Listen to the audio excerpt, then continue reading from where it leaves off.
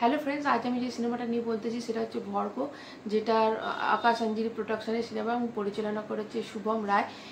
এখানে মুখ্য চরিত্রে আছে খরাজ মুখার্জি, প্রান্তিকা দাস, সৌরভ দাস এবং লোকনাথ দে।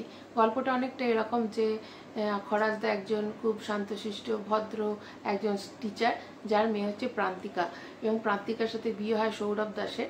তো লোকনাথ দে তার তিনি একজন ব্যবসায়ী, তার ছেলে রনির দ্বারা তিনি ধর্ষিত হন এবং পরে সৌরভ দাস যখন কোর্টে কেস করে কেসটা হেরে যায়।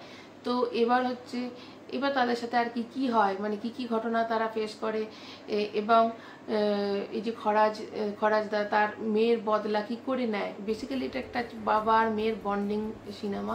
তো শান্তশিষ্ট একটা মানুষ তার মেয়ের জন্য কিরমভাবে বদলা নেয়, এটা নিয়ে হচ্ছে সিনেমাটার মেন হচ্ছে গল্প।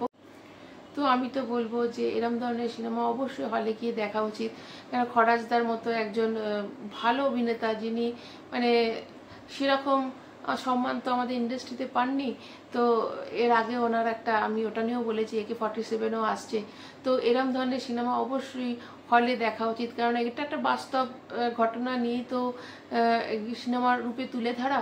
তো আমাদের ইন্ডাস্ট্রির এখন সবাই অনেকেই বলছে ইন্ডাস্ট্রি শেষ হয়ে যাচ্ছে, কেননা ওই দেবজিৎ আর প্রসেনজিৎ ছাড়া ওদের মধ্যেই সিনেমা সব ঘুরছে, এবং ইন্ডাস্ট্রিতে নতুন কোনো মুখ আসছে না, নতুন কোনো পরিচালক কিন্তু যদি আসছে না। তো এই যে এরম ধরনের পরিচালকদের যদি আমরা আরও এনকারেজ করি, এই যে কম বাজেটের সিনেমাগুলো এবং এত সুন্দর করে সিনেমাগুলো যারা বানায়, যখন দেখবেন আপনারা অনেক বড় বাজেটের সিনেমা অনেক আশা নিয়ে যান এবং মনটা হয়তো কোথাটা খারাপ লেগে যায়, দূর ভালো হলো না।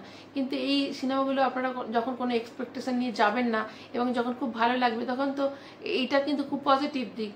তো আপনারা, আমি তো বলবো যেটা 27শে সেপ্টেম্বর রিলিজ করছে, তো অবশ্যই এটা হলে গিয়ে দেখুন। এবং আমি তো চাই আমাদের বাংলা ইন্ডাস্ট্রি মানে অনেক অনেক উঁচু জায়গায় যায়। তো এরম ধরনের সিনেমা যদি আপনারা দেখেন, তো এইসব পরিচালকরা আরও আরও আরও সিনেমা এরকম বানাতে পারবে। তো আপনারা অবশ্যই এটা পারলে একবার হলে গিয়ে দেখে আসবেন। আমি এর যেটা ট্রেলারের ডেসক্রিপশনে আমি ট্রেলারের লিঙ্কটা আপনাদের দিয়ে দেবো, আপনারা একবার দেখুন এবং নিশ্চয়ই আপনাদের ভালো লাগবে। তো অবশ্যই সিনেমাটা আপনারা হলে গিয়ে দেখবেন, এইটুকুই আশা করি। আজকের মতো এইটুকুই, টাটা।